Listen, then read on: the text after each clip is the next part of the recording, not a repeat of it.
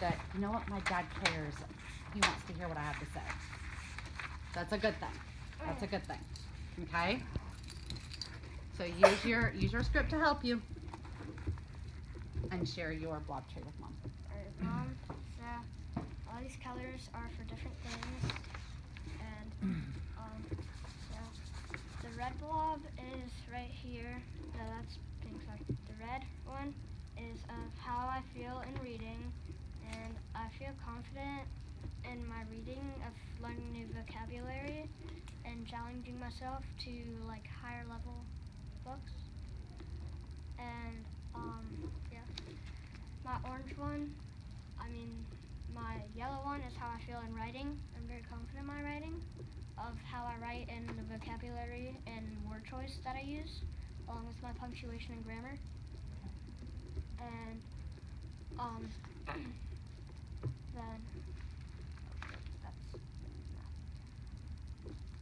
when do I show her the work that I've done? Okay. There you go. So this is a reconstruction thing that I've done. You can be a little Here's more the thing that specific go than with it. thing. Okay, this is the reconstruction project thing, and this goes along with it after we have done the Civil War. I have a tough time reading this.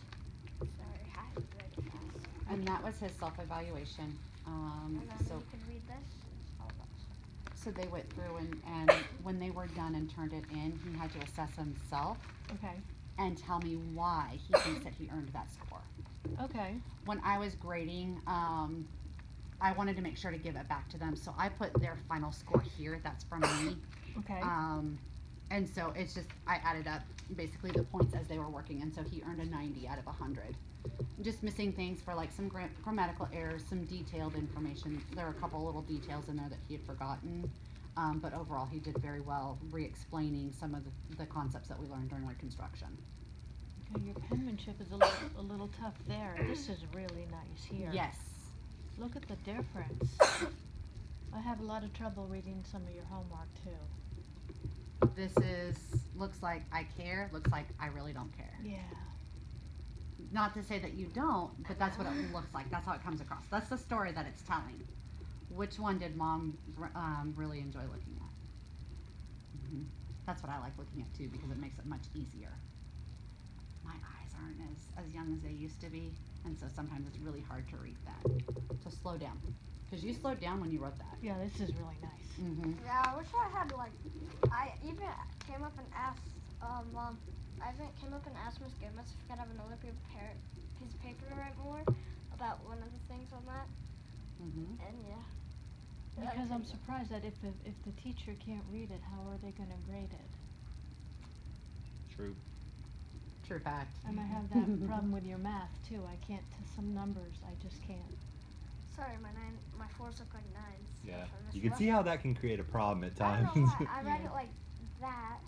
So slow down. Yeah, exactly. Slow down. Just take your That's time. gonna be the biggest thing.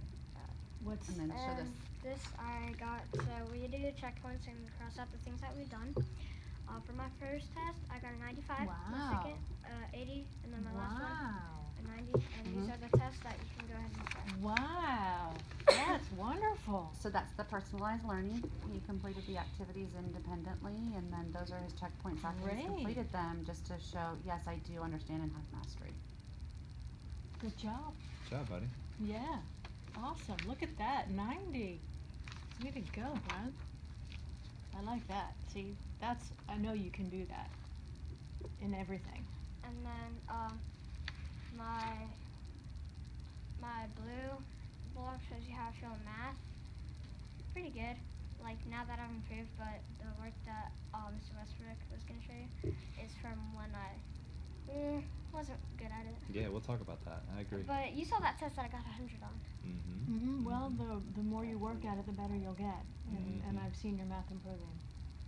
And then it says behavior, and I said I think I do well in social studies. I think I need to improve in math. Here are some goals that I've set myself. I want to improve my reading. I one level and get better also at division, especially with the area model. Yeah, we worked on that a little bit today, don't we? Yeah. I still need to finish that math page. It's all good. And then it says you can help me achieve my goal by reading and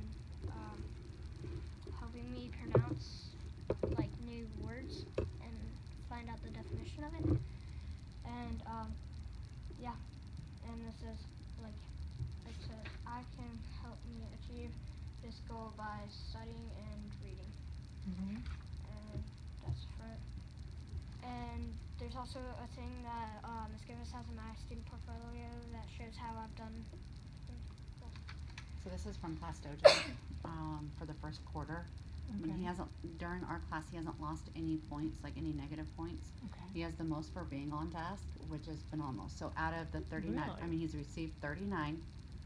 And so he does well with, like, behaviorally in class. Okay.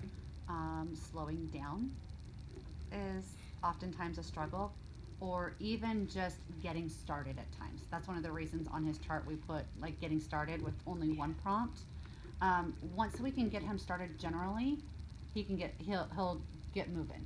But it also has to do with the choices of who he chooses to work with or who he sits by. Right. We know that he is capable Yes. beyond belief. It's just a matter of you focusing and getting it done. Okay? Okay. Your grades aren't reflective of your abilities, in my opinion. Okay. That means that even though these are good grades, you have so much in you to get 100 in everything. Because these became formative grades for grammar, Uh-huh. the 1s, 2s, and 3s. So Okay. if you look under language, it's the very first one Right. with the conventions. And so I did it this way because it's easier for them to see the number to know, okay, Yeah. I've got to Yes. practice or I've passed. Right. So I took those are where I got a lot of their formative grades for Uh-huh. grammar. And then on his summative assessments, at times he'll rush through, or I can't read it enough to be able to grade it, and so he has to go back and make corrections. I mean, he was sitting at a 73, which, I mean, if you look at like the things that have come home, I know you can do it. I know you can do it. Yep. Now it's just time, and that's where we started to do the chart thing. And I think since the chart, he's done better. Oh yeah. I agree. For sure. And so, and he actually asked me last Friday, he's like, why do I still have to have this? Do I need to have this anymore? Like, But- I feel better doing my work without it. But that is your visual reminder. I was gonna say you've got something to gauge yourself, something to look and see. We're going to try it for a total of 6 weeks, see if it helps. All right. If by the end of the 6 weeks we see that it's helping, we can start tapering it back.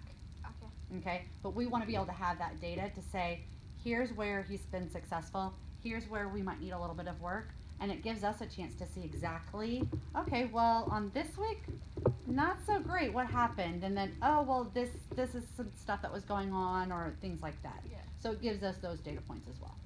Okay? It's all about numbers and data And and information. Okay.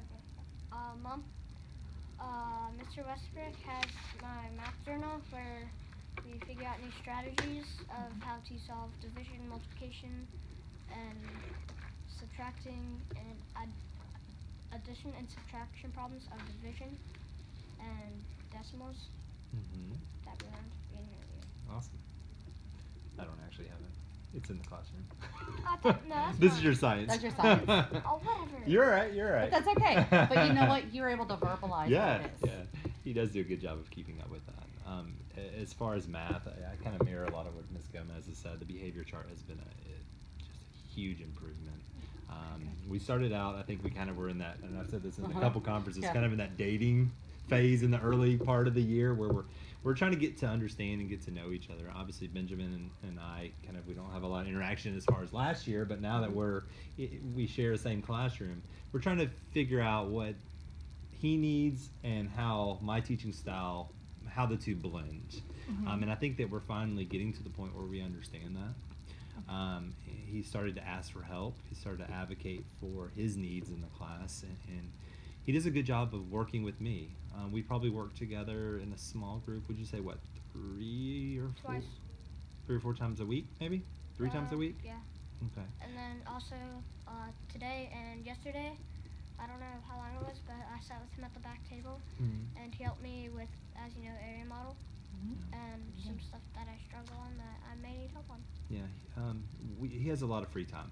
I say free time. He has a lot of independent working time, where he has a list of 11, or I think it's 11 for this playlist, things that he can work on to help him achieve the goal of understanding, in this case, division. A lot of times he makes probably not the best choices of who he wants to work with. They do have availability to work with independently, a group, or with partners. And occasionally he finds a partner that maybe isn't the best choice for him academically.